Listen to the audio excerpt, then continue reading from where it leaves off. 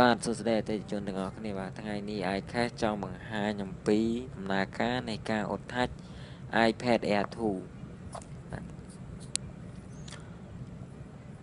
បាទឥឡូវនេះយើងទស្សនាទាំងអស់គ្នាបាទ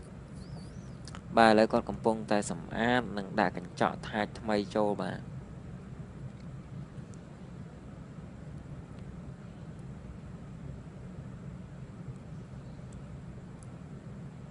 អូខេបាទបន្ទាប់ពីយើងដាក់កញ្ចក់ថាច់ថ្មីចូលហើយគឺយើងយកអេក្រង់ iPad ដែលយើងដាក់កញ្ចក់ថាច់ថ្មីចូលហ្នឹងគឺយកទៅដាក់នៅក្នុងម៉ាស៊ីនស្វ័យវត្តរបស់ពួកយើងដែលម៉ាស៊ីនស្វ័យវត្តនឹងធ្វើការអុកនិងបឺតពពុះចេញក្នុងរយៈពេលត្រឹមតែ20នាទីទេ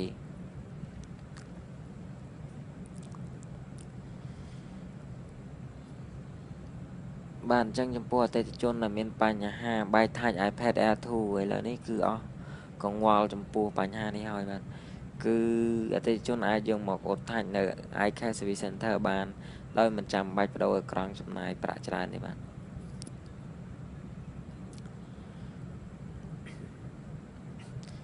ឥឡូវនេះគឺយើងយកទៅដាក់នៅក្នុងម៉ាស៊ីនស្វ័យប្រវត្តិរបស់ពួកយើងអូខេបាទចឹងចំពោះអតិថិជនដែលមានបញ្ហាបែកថាច់ iPhone iPad បដូរគ្រឿងបន្លាស់ទូរស័ព្ទផ្សេង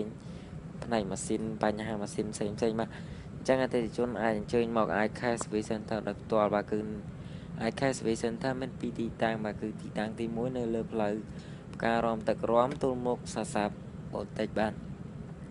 ហើយសាខាទី2នេះគឺនៅលើផ្លូវកម្ពុជាក្រោមទល់មុខនឹងសាលាសន្ធោមុខតែម្ដង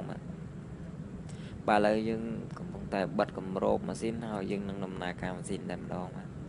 បាទអញ្ចឹងអរគុណនៅការគ្រប់គ្រងតាំងពីដើមមកអរគុណ